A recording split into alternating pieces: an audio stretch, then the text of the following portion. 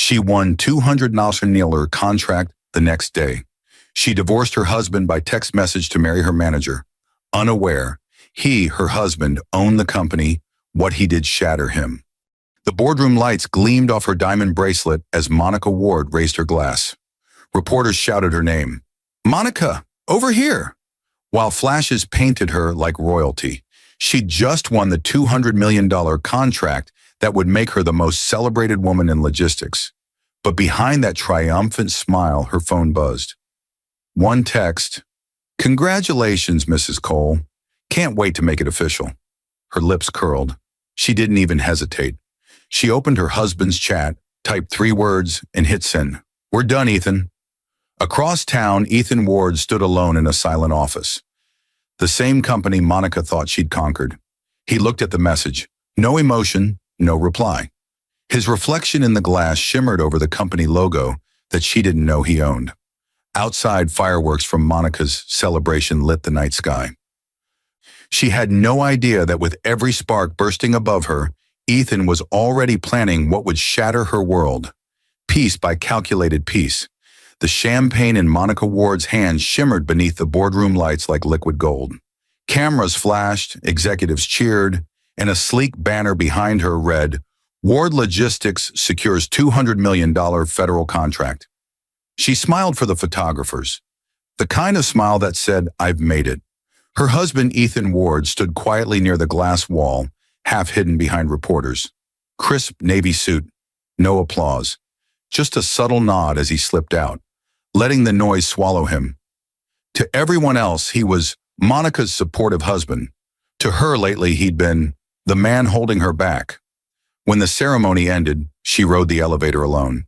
The phone buzzed, a message from Darren Cole, her manager and secret lover.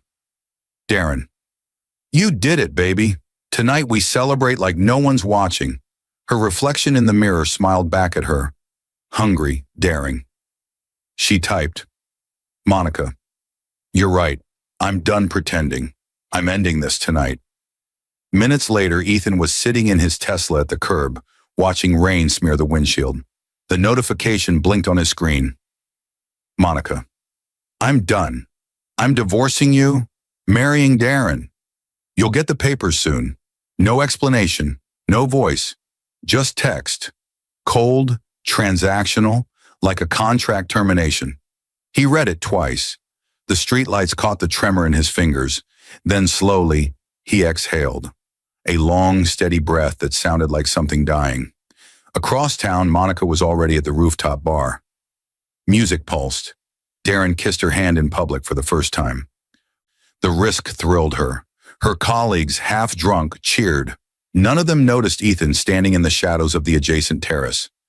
Calm, unreadable, watching his wife toast her new freedom. When the laughter got too loud, he turned away. He didn't go home. Instead, he drove downtown to a dim office suite. Ward Holdings Trust. On the frosted door, no hint of his name. Inside waited Harper Lynn, his attorney and oldest confidant. "Is it time?" Harper asked quietly. Ethan nodded. She sent the message. "Then we begin," Harper said, opening a thick binder stamped "Confidential," beneficial ownership disclosure. Underneath the paperwork lay secrets Monica had never imagined. Layers of shell corporations, trust deeds, silent equity stakes. Ethan didn't just work for Ward Logistics. He owned it, all of it, through a network so clean, not even the board suspected. He ran a fingertip along the first page. His voice was calm but surgical. Freeze every executive account tied to her new project. Audit the manager's expenses. Quietly. Harper looked at him. "And Monica?" Ethan's jaw flexed. She wanted freedom. Let's give her every inch of it. Outside, thunder cracked over the city. Monica danced, laughing, rain on her hair. Oblivious that the empire she thought she'd just conquered already belonged to the man she just divorced by text. That night, as she leaned into Darren's kiss under the flashing skyline, her phone buzzed again. A notification from the bank. Transaction declined. Insufficient authorization. She frowned. Darren laughed it off. But Ethan, somewhere downtown, was just getting started. Morning sunlight flooded through the penthouse curtains, slicing across Monica Ward's face. The sound of her phone vibrating on the marble counter woke her. A string of notifications. She stretched, smug and satisfied. Darren was still asleep beside her, shirtless, arm flung across the sheets. Her wedding ring, Ethan's ring, lay on the bedside table, cold and forgotten. She grabbed the phone. 5 alerts, 3 from her bank, 2 from her assistant. Payment to Offshore Supplies LT declined. Unauthorized transfer attempt flagged for review. Project expense account temporarily suspended pending audit. Her brow creased. What the hell? Darren yawned. Relax, babe. Probably system maintenance. It's the weekend. But her gut knew better. Ward Logistics had never delayed a payment in its 10-year history. She threw on her robe and stepped onto the balcony, the city glittering beneath her like a prize she'd already claimed. But something felt off. The quiet hum of power she was used to, the assurance that everyone answered to her, was gone. She felt it in the silence between those bank alerts. By noon, her assistant, Lacey, rushed in, panicked. Ma'am, the finance department says the board froze all discretionary transfers linked to the new contract. Monica froze mid-sip of her mimosa. That's impossible. I'm the project lead. No one outranks me on this. Lacey swallowed.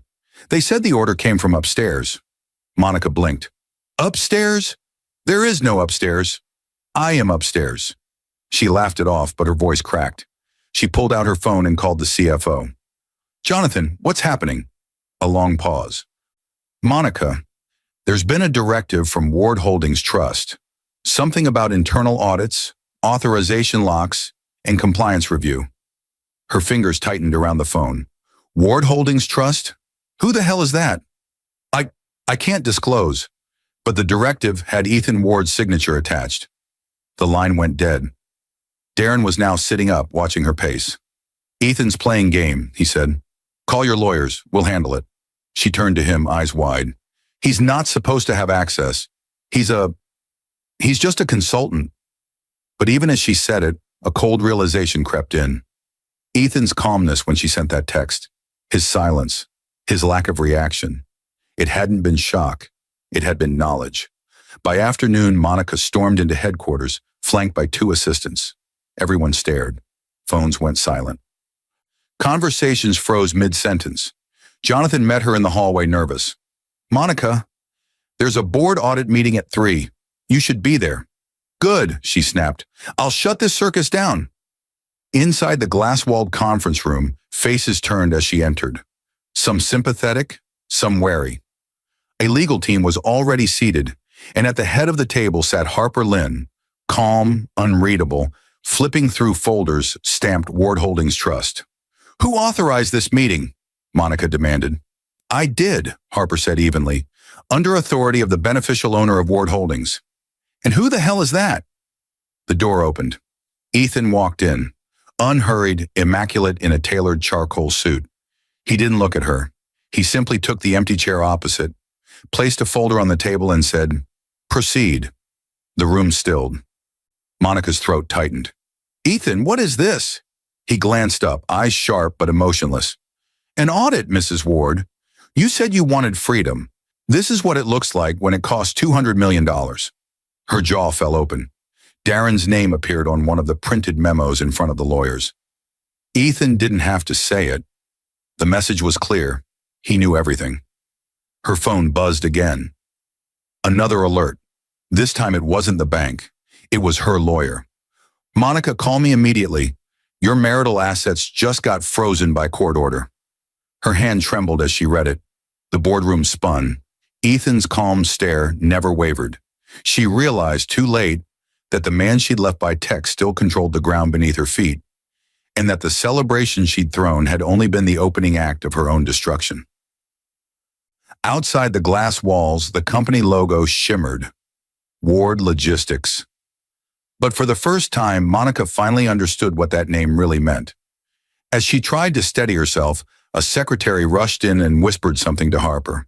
The lawyer nodded, then turned to Ethan. It's confirmed, she said quietly. Ethan's eyes flicked toward Monica. Good, he replied. Then let's move to phase 2. Rain streaked across the office windows the next morning, blurring the skyline into silver smears. Monica stood behind her desk, phone to her ear, voice trembling beneath layers of anger. Jonathan, I don't care what they said. Lift the freeze. Now. On the other end, the CFO sighed. Monica, my hands are tied. Legal flagged multiple unauthorized transfers. Offshore bonuses, asset movements.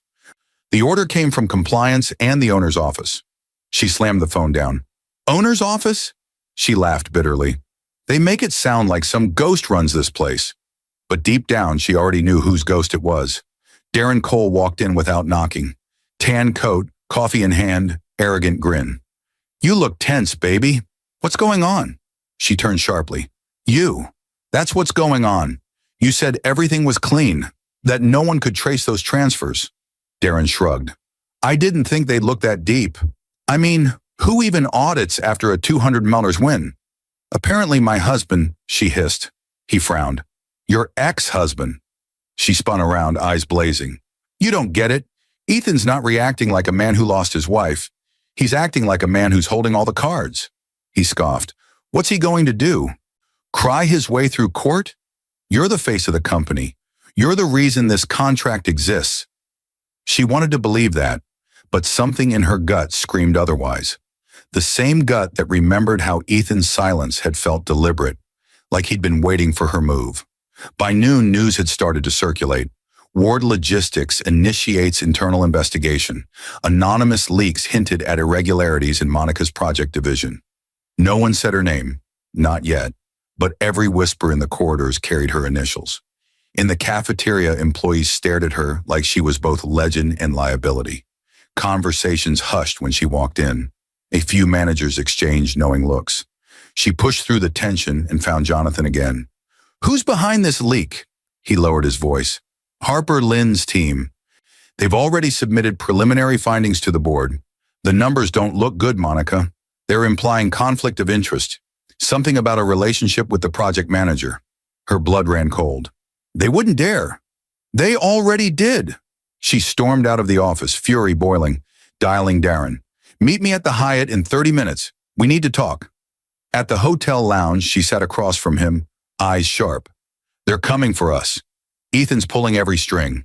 We need to hit back legally. Maybe claim harassment, manipulation, something. Darren smirked. Relax. You're panicking. I've handled worse. We'll spin this in the media. Make him look controlling, bitter, jealous. You don't understand who he is, she said, voice trembling. Ethan doesn't shout. He calculates. Then let him calculate, Darren said, leaning back. He can't hurt us if we control the narrative. Her phone buzzed again. She picked it up. A notification from the company intranet. Access revoked. Account privileges suspended pending review. She looked up at him, speechless. They just locked me out of my own project. Darren's grin faded. What? She stood abruptly, heart pounding. They're cutting me out. Meanwhile, across town, Ethan was in a quiet conference room with Harper Lynn and Marta Reyes, the forensic accountant. Piles of documents lay across the table. Expense reports, offshore wire transfers, emails time-stamped past midnight. Marta adjusted her glasses. Every one of these leads back to her signature. She authorized bonuses to Darren and 3 shell vendors tied to his name. It's airtight. Ethan nodded, eyes steady. Good. File everything with the compliance board and the SEC liaison. Quietly. Let the truth do the talking. Harper leaned in. And Darren? Ethan's voice was cold steel. He's next. Back at the Hyatt, Monica's phone rang again. Unknown number. She hesitated, then answered. Mrs. Ward, this is Elaine from the Wall Street Journal. We're running a story about internal audits and undisclosed relationships between executives and contractors.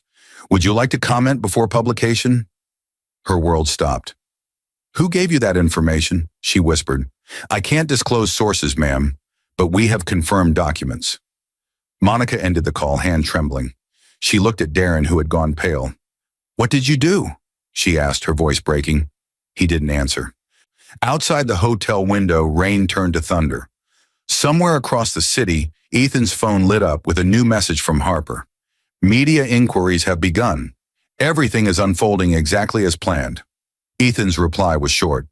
Perfect. Phase 3 starts tomorrow. He put down his phone, leaned back, and for the first time since that text, allowed himself the faintest smile.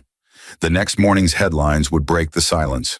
Ward Logistics P under investigation for fraud and conflict of interest. Source claims internal betrayal at executive level. And when Monica opened the article, she saw a photo she hadn't expected. Her and Darren, hand in hand at the rooftop party, under the headline, Love and Lies at Ward Logistics. The morning hit her like a bomb. Monica Ward opened her eyes to the sound of her phone exploding with notifications. Hundreds of them. Mentions, headlines, messages from journalists and friends, all boiling down to one word, scandal. She stumbled out of bed, snatched her phone, and stared at the glowing screen. Wall Street Journal, Ward Logistics VP under investigation for conflict of interest. Internal sources reveal romantic ties and unauthorized transfers. Beneath the headline was a photograph, her laughing, champagne in hand, Darren kissing her cheek under the rooftop lights. The image looked intimate, guilty, undeniable. Jesus Christ, huh? She whispered. Darren sat up beside her, rubbing his eyes. They used that picture? Who the hell took it? Does it matter? She snapped, scrolling frantically. The article quoted anonymous insiders describing her as reckless, unprofessional, and manipulative. It mentioned offshore accounts. It mentioned bonuses tied to personal relationships. It didn't name Ethan, but his shadow was everywhere. Her phone buzzed again. It was her mother. Monica, honey, what's going on? It's all over the news. Are you really? Monica ended the call before the question finished. By 8 a.m., paparazzi had gathered outside her building. Cameras flashed through the glass lobby as she and Darren hurried into a black SUV, heads down. Inside the car, silence burned between them. Darren scrolled his phone, jaw tight. They're suspending trading on the company's stock. Investors are panicking. The board's calling an emergency meeting. Monica glared at him. And what are you doing about it? What do you want me to do, Monica? You're the executive. You were supposed to keep things clean. She turned sharply. You were the one who begged me to approve those payments. You said the contracts were untraceable. Darren's voice dropped. Don't pin this on me. You signed them. You were the one with authority. The SUV screeched to a stop outside Ward Logistics headquarters. Reporters swarmed. She pushed through the crowd, flashes stinging her eyes. Mrs. Ward, did you misuse company funds? Is it true you're divorcing your husband for your manager? Did Ethan Ward expose you? Her breath came short, but she kept her chin up. Inside the elevator, she caught her reflection in the mirror. Flawless makeup, perfect dress, yet somehow she already looked ruined. On the 22nd floor, the boardroom doors were closed. Harper Lynn stood at the head of the table, a quiet storm in a tailored black suit. Ethan sat beside her, flipping through documents. The moment Monica entered, conversation stopped. Good morning, Mrs. Ward, Harper said, calm but sharp. We appreciate you joining us. This meeting concerns the integrity of Ward Logistics leadership. Monica glared at Ethan. You did this. He looked up, expression unreadable. No, Monica, you did this. I'm just making sure the company survives it. She slammed her folder down.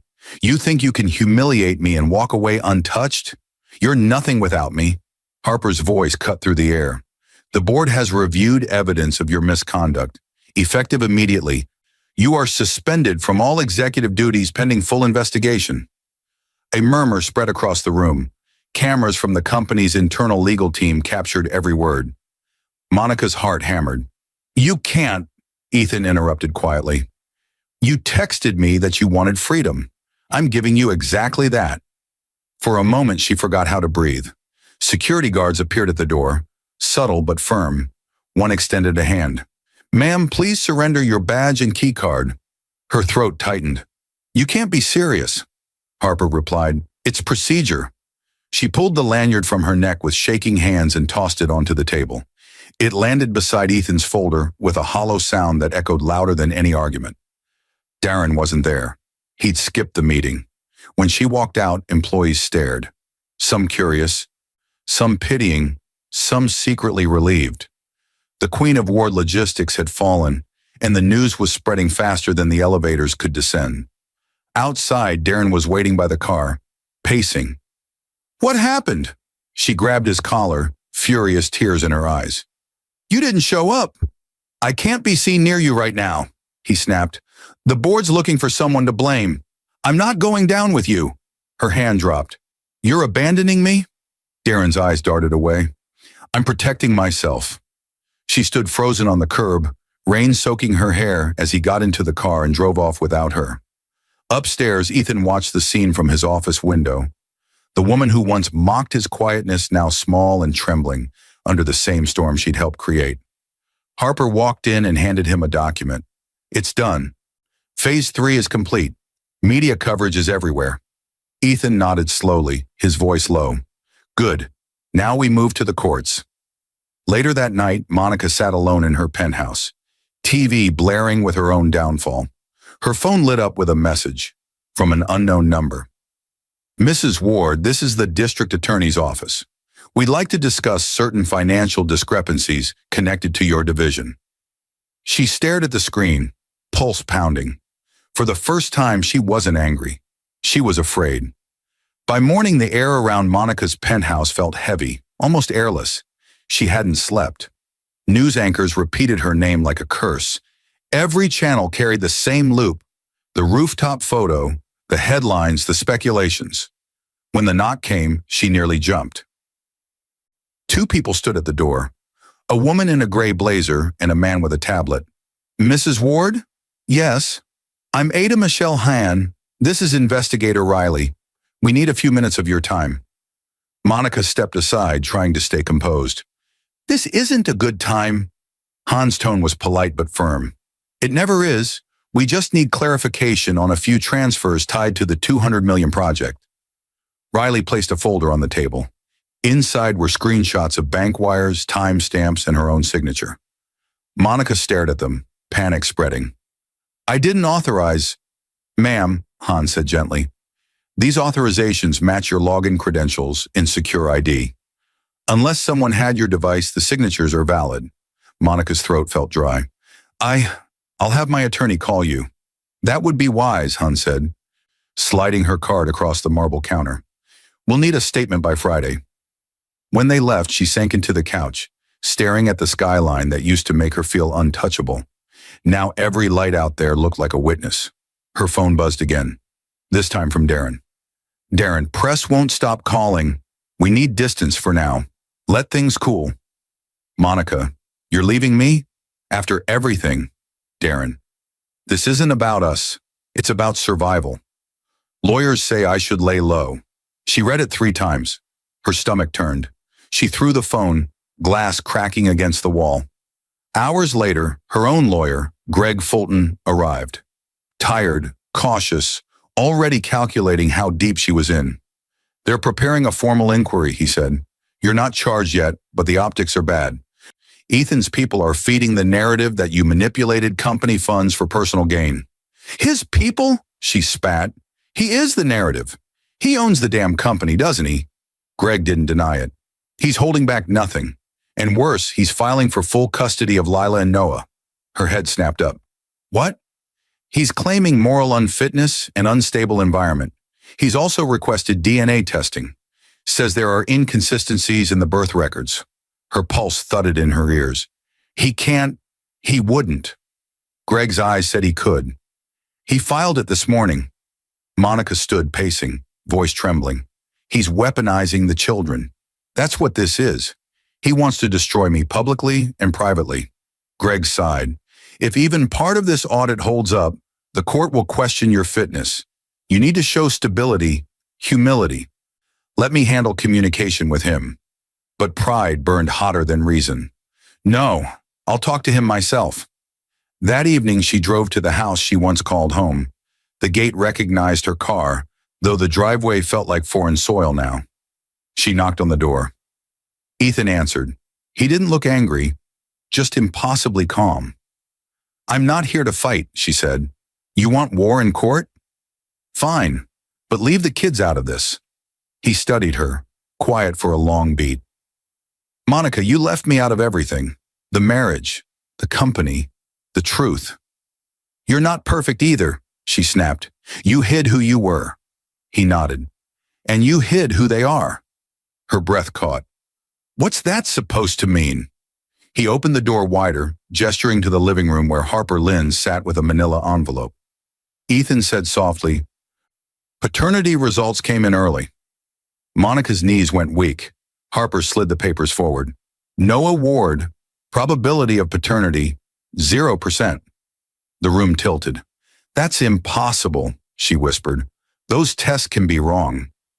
Ethan's expression didn't change. Maybe, but my lawyer wouldn't stake a career on it. I'm filing for custody of Lila.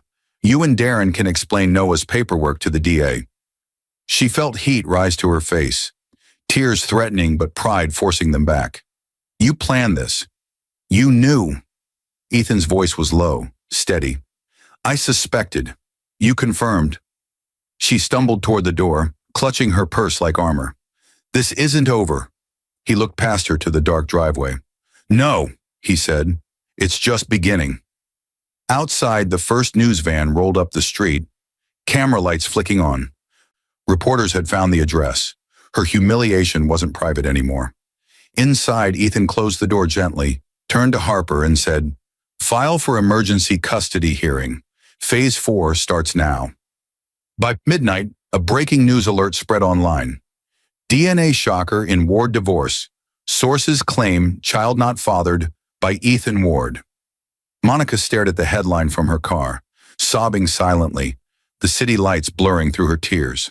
Tomorrow the courtroom would open, and her fall would move from gossip to legal record. The courthouse smelled faintly of rain and coffee. Reporters filled the corridor like vultures, cameras humming as Monica Ward stepped out of the elevator in a cream suit, meant to project control. Her hands betrayed her, trembling just enough that she gripped her briefcase harder. Flashes burst the moment she appeared. Mrs. Ward, is it true the child isn't his? Did you falsify company records? She kept walking, face frozen into the smile of someone trying not to drown. Inside courtroom 6B, Ethan sat at the petitioner's table beside Harper Lynn, crisp gray suit, calm expression, notes perfectly aligned. The judge, Honor Eleanor Graves, presided with a tone that could cut glass. Case Ward vs. Ward, she called. Custody and asset division hearings consolidated. Appearances for the record. Harper stood. Harper Lynn for Mr. Ward, Your Honor. Greg Fulton followed. Greg Fulton for Mrs. Ward. The air thickened. Monica tried to meet Ethan's eyes, but he never looked back. Instead, Harper slid a folder to the bailiff. Financial exhibits, forensic reports, emails. Judge Graves scanned the first pages. Allegations of asset misappropriation, concealment of beneficial ownership, and questions of paternity. We will address custody first. Greg rose. Your Honor, my client is a devoted mother. Whatever marital conflict exists, she remains the children's emotional anchor. The paternity matter, while unfortunate, doesn't erase years of parenting. Harper stood smoothly. Your Honor, Mr. Ward is not challenging Mrs. Ward's bond with the children. He's challenging the deceit that defines it. The evidence shows she concealed an affair for years, involved her lover in company operations, and allowed that lover to father one of the minors while Mr. Ward provided care, education, and medical coverage under false pretenses. A murmur rippled through the gallery. Monica's nails dug into her palms. Judge Graves tapped the bench. Order, Harper continued, voice steady. We submit certified DNA analysis confirming non-paternity, along with financial records linking Mrs. Ward's lover, Mr. Darren Cole, to illicit bonuses authorized from project accounts. These are not isolated mistakes. They are patterns of fraud intertwined with infidelity. Greg objected. Relevance. But the judge overruled. Proceed. Harper clicked a remote. On the monitor, email screenshots appeared. Messages between Monica and Darren. Transfer done. No one will question it. You deserve every cent, love. Ethan will never know. The room gasped. Monica whispered, those were private. Harper's tone didn't change. Private does not mean innocent. Ethan finally looked at her. Not with hatred, just quiet, exhausted finality. That hurt worse than rage. When cross-examination began, Greg tried to salvage dignity. Mrs. Ward, were these messages taken out of context? Yes, she said quickly. They were jokes, playful comments. Playful about diverting $3.2 million, Harper interjected. Judge Graves turned to Monica. Answer the question directly. Monica's voice broke. I never meant to steal. Darren handled logistics. I trusted him. So you admit the transfers happened. She hesitated too long. Silence answered for her. Harper set down her pen. No further questions. During recess, Monica collapsed onto the bench outside the courtroom, tears streaking her mascara. Greg leaned close. We can still settle, offer to relinquish company shares in exchange for shared custody. But across the hall, Harper approached Ethan quietly. They're cornered. We can end it now or let it play out publicly. Ethan's gaze stayed on Monica through the glass panel. No, she ended it publicly. We finish it publicly. When court reconvened, the judge's voice carried finality. Pending full financial adjudication, temporary sole custody of minor child Lila Ward is granted to Mr. Ward. Mrs. Ward's visitation suspended pending psychological evaluation. The court finds preliminary evidence of financial misconduct sufficient to freeze joint marital accounts. The gavel struck. Reporters outside erupted. Flash bulbs exploded as Ethan walked through the corridor without a word, Harper beside him. Behind them, Monica stumbled from the courtroom, cameras catching her broken whisper. He's destroying me. A reporter shouted, Mrs. Ward, any comment on the custody loss? She froze, eyes red, and managed only one line. Soft, bitter, trembling. He already took everything else. Upstairs, through the courthouse window, Ethan paused for the first time, looking down at the crowd. For a brief flicker, something human passed across his face. Pain, memory, maybe regret. But it was gone as quickly as it came. He turned to Harper. Prepare the corporate filings. I want Darren under oath next. That evening, national news ran the footage on loop. Monica's tear-streaked face outside the courthouse. Ethan's silence, the headline. Betrayal, lies, and a $200 million divorce. Ward vs. Ward explodes in court. In a dim hotel room across town, Darren watched the broadcast with his lawyer. Cole, the lawyer said quietly, you just became the next defendant. Darren Cole woke to pounding on the hotel door. He'd barely slept, half drunk from the night before, the TV still looping news footage of Monica's meltdown outside the courthouse. Mr. Cole, open up. Federal agents. He froze. The voice was flat, official, real. By the time he pulled the door open, two men in jackets marked FBI. Financial crimes were already stepping inside. Darren Cole, you're under investigation for wire fraud and procurement violations involving Ward Logistics, the agent said. We have a warrant to seize your electronic devices. He tried to sound confident. There's been a misunderstanding. I was just following company instructions. The agent cut him off. Tell it to the U.S. attorney. They handed him a summons and left him standing amid overturned luggage and the echo of his own heartbeat. Across town, Ethan sat with Harper Lynn and Marta Reyes in a quiet conference room overlooking the skyline. On the table, Darren's entire financial life, neatly printed and tabbed. Offshore accounts, luxury purchases, timestamps matching every unauthorized payment Monica had approved. Marta closed her laptop. Everything lines up. He moved funds through Cayman intermediaries using Monica's credentials. The federal case is airtight. Harper nodded. We'll cooperate fully and keep Ethan's name out of the discovery chain. Ethan leaned back, calm. Let them build their case. I don't want revenge that can be reversed. I want verdicts. Later that afternoon, Monica sat alone in her lawyer's office, eyes red, voice gone hoarse. Greg Fulton set down his phone carefully. They picked up Darren for questioning, he said. FBI, Financial Crimes Division. Monica's lips parted. You're joking. I wish I were. They seized his devices and subpoenaed your emails. He's flipping, Monica. He'll throw you under the bus to save himself. She laughed once, a dry sound that bordered on a sob. He said he loved me. Greg's expression was blunt. He'll say anything now. You need to prepare for indictment. Ethan's lawyers are already coordinating with federal investigators. Her voice broke. Ethan's doing this? Greg hesitated. He isn't doing anything illegal. He's just letting the truth breathe. That night she called Darren from a disposable phone. They're trying to ruin us, she whispered. On the other end, his voice was hollow. Us? You mean you. They have your signature. I told them you made the transfers. Darren. He hung up. Monica slid down the wall until she was sitting on the cold tile floor, shaking. The woman who'd once commanded boardrooms now couldn't even command a conversation.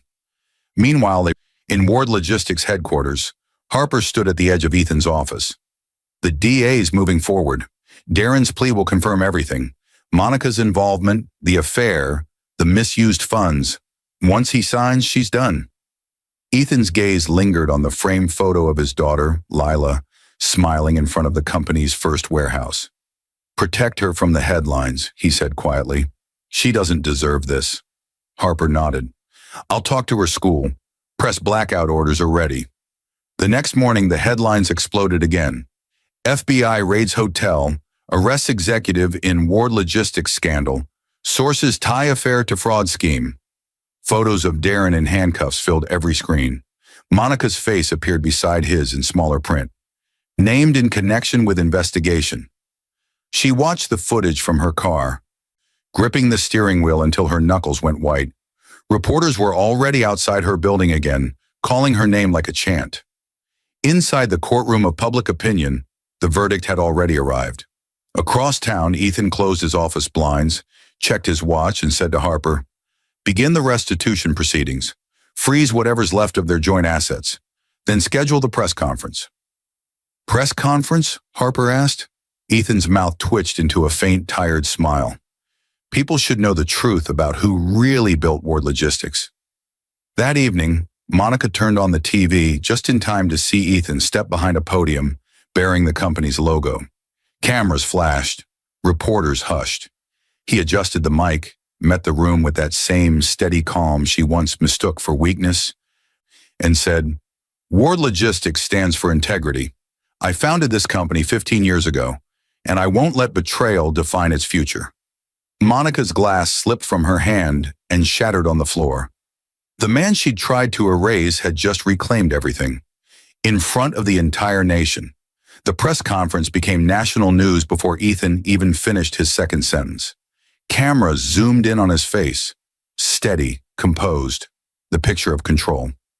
He stood behind the Ward Logistics podium like a man reclaiming his name from the ashes. I founded Ward Logistics in 2009, he said, his voice low but commanding. I built it quietly to protect it from greed. Today I confirm that I am the beneficial owner and controlling shareholder of this company. Reporters gasped. A dozen pens scratched notes at once. Ethan continued, the recent misconduct did not represent our values. The individuals responsible have been removed and will face the consequences of their choices. Ward Logistics will continue operating under new ethical standards, transparent and accountable.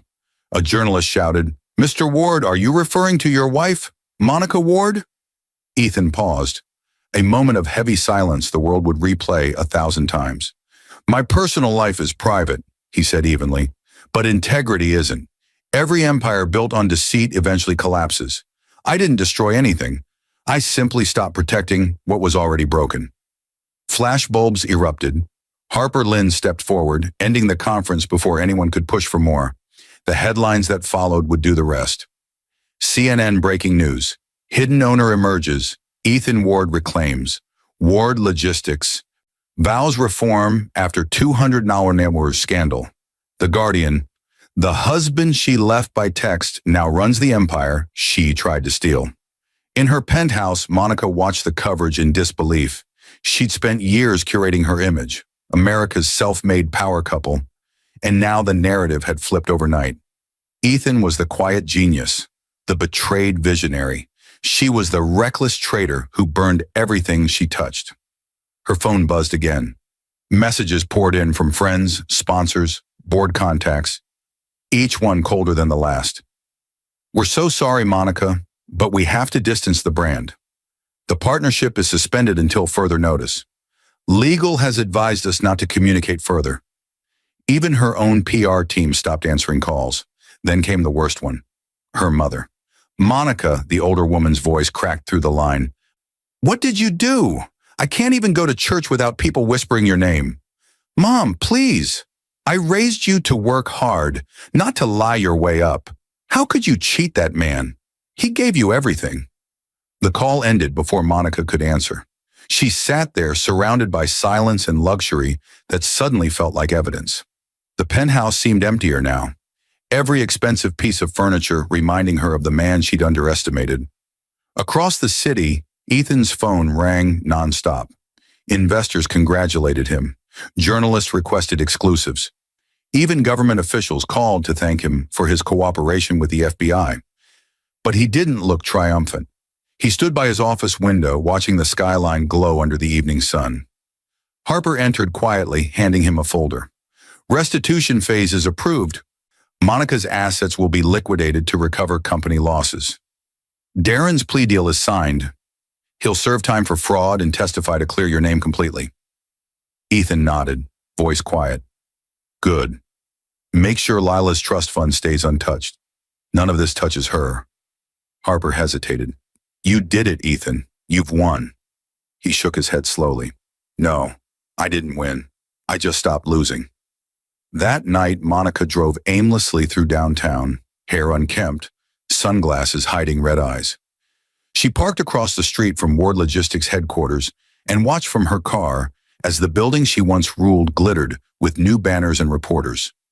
Ethan stepped out through the glass doors surrounded by cameras and staff. He looked composed, unshakable, like the man she'd never truly known. For a moment, he glanced across the street. Their eyes met through the windshield. There was no anger in his face, no joy either, just silence.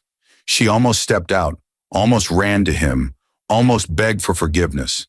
But then she saw Harper step beside him, handing him papers with quiet respect. A reminder that his world no longer had space for her. She started the car and drove away before the tears blurred the road. By morning, every major outlet had carried the story. Ethan's reputation soared. Monica's name, once synonymous with ambition, had become a cautionary tale. And in the cold logic of corporate America, sponsors withdrew, clients canceled, and her bank notified her of foreclosure on luxury assets. The woman who had once said, "I'm done" by text now received her own message from the bank. Account closure notice due to insufficient funds. At sunrise, a courier knocked on her door. When she opened it, a man handed her a sealed envelope and said, "Court summons, deposition scheduled. Mr. Ward's team requested your testimony." She stared at the paper, shaking. Under the heading were 5 words that made her knees go weak. United States versus Monica Ward. The federal courthouse smelled of rain again when Monica arrived, wrists stiff inside the sleeves of a borrowed gray suit. Reporters waited by the steps, cameras flashing like lightning. "Mrs. Ward, are you cooperating? Did your husband set you up?" She kept her head down, the click of her heels the only answer. Inside, the marble corridors echoed with the rhythm of boots and whispers. Darren was already there, seated with his attorney at the prosecution table. He looked thinner, hollow-eyed, dressed in government-issued clothes under a blazer that didn't fit. When she caught his gaze, he looked away.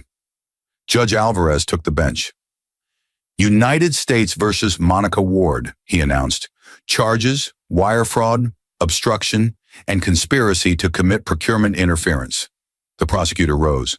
"Your Honor, the government will call its first cooperating witness, Darren Cole." Monica's chest tightened. Darren stood, right hand raised, voice small. "I swear to tell the truth." He sat down, glanced at her once, then began.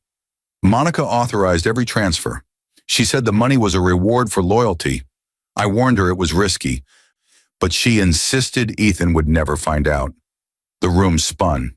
"That's a lie," she blurted. "You begged me to sign those forms." Judge Alvarez banged the gavel. "Mrs. Ward, control yourself."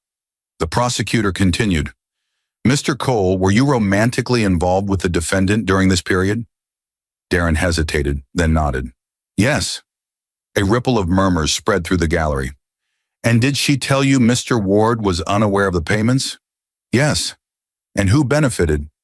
Both of us. Vacations, bonuses. We spent it all. Each word landed like a nail. When the prosecution finished, Harper Lynn stood for the defense's cross-examination. Her tone was icy calm. Mr. Cole, how long have you been cooperating with the government? 6 weeks. In exchange for reduced sentencing? Yes.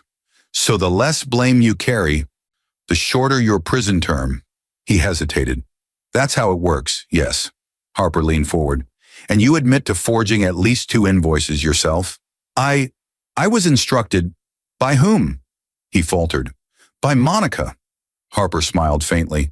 So the only evidence tying Mrs. Ward to those forgeries is the testimony of a convicted fraudster bargaining for freedom. The judge interjected.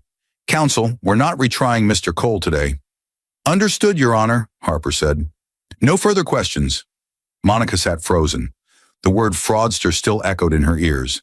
But this time, she wasn't sure who it described. After recess, the defense called its final witness, Ethan Ward. The courtroom shifted. Reporters craned forward, pens ready. Ethan walked to the stand, solemn in a dark suit, hands steady as he took the oath. Mr. Ward, Harper began, you are the complainant and also the majority owner of Ward Logistics? Yes. When did you learn of the misconduct? When the audit exposed irregularities last quarter. And why bring these matters to court instead of settling privately? Ethan's eyes flicked briefly toward Monica. Because the company's integrity mattered more than my pride. People's jobs depended on the truth. This wasn't about revenge. It was about accountability. The prosecutor stood. Mr. Ward, you're divorcing the defendant? Yes. And you stand to benefit from her conviction? No. The company benefits. I gain nothing I didn't already build. He spoke without heat, but every sentence cut deeper than anger could. Harper asked one last question. Mr. Ward, what do you feel today toward Mrs. Ward? Ethan paused for a long moment. Pity, he said softly. Because she had everything. Love, trust, legacy, and traded it for applause. A hush fell over the courtroom. Even the judge looked away. Monica felt the walls closing in, shame pressing her down until she could barely breathe. Her lawyer touched her arm. Don't react, he whispered, but tears had already started. Judge Alvarez cleared his throat. The court will recess until tomorrow for sentencing considerations. The gavel came down. Outside, the crowd surged again.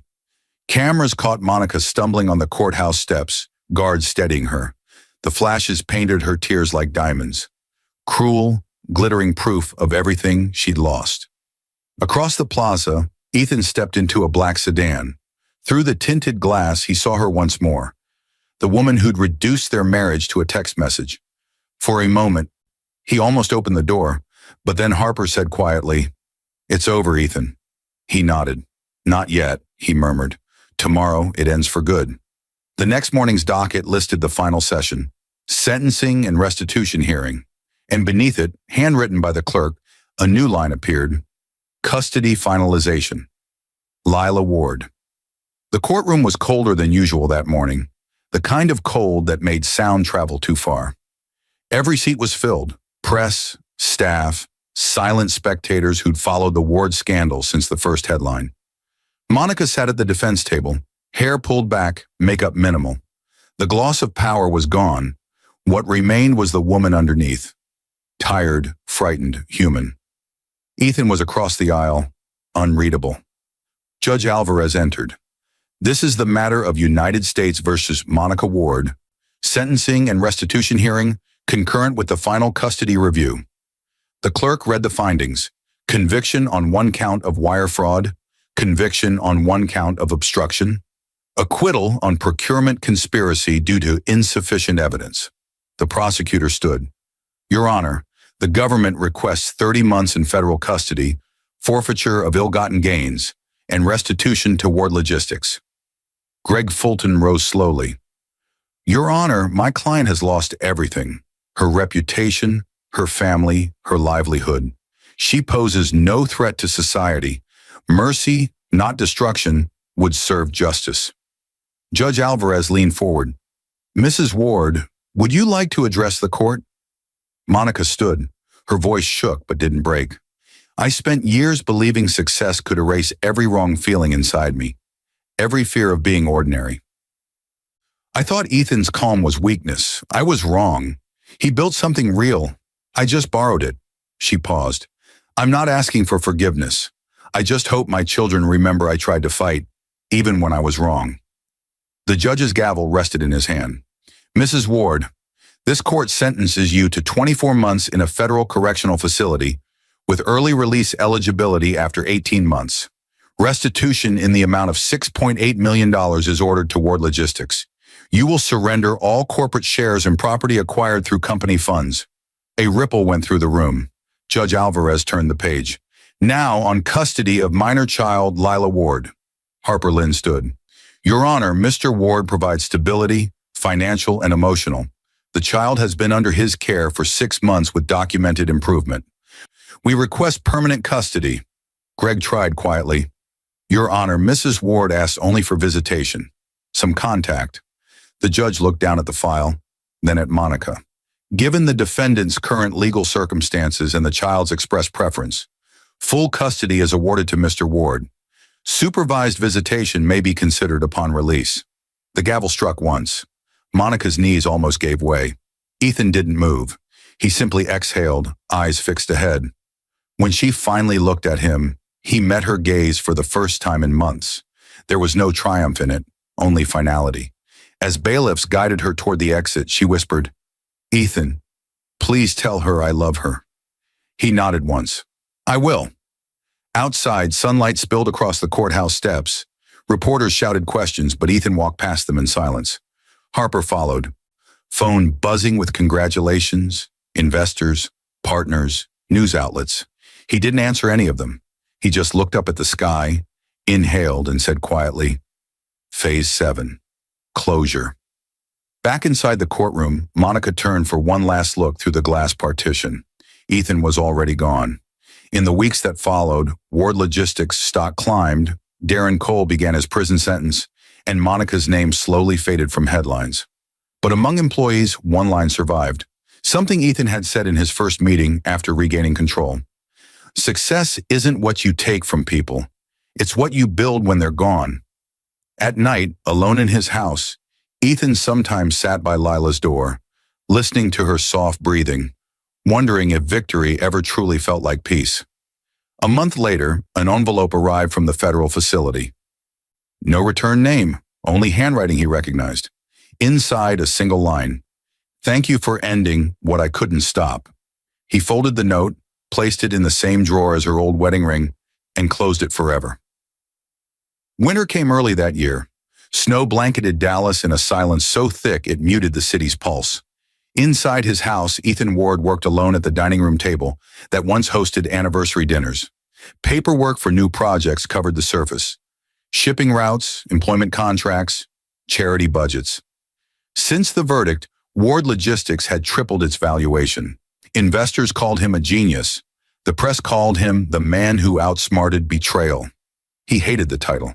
At 7:30 every morning, he made pancakes for Lila before driving her to school himself. She still asked sometimes if Mommy could call. He never lied. When she can, he said softly. After drop-off, he'd park near the river, sit with coffee and stare at the skyline. Revenge had given him justice, but not quiet. Harper Lynn visited often, usually bringing files. Board wants to name the scholarship fund after you, she said one afternoon. Name it after her, Ethan replied. Harper blinked. Monica. She wasn't all bad, he said. Ambition isn't evil. It's just what you do with it. At night, he still opened that drawer, her letter and the old ring inside. He never reread it, but he never threw it away.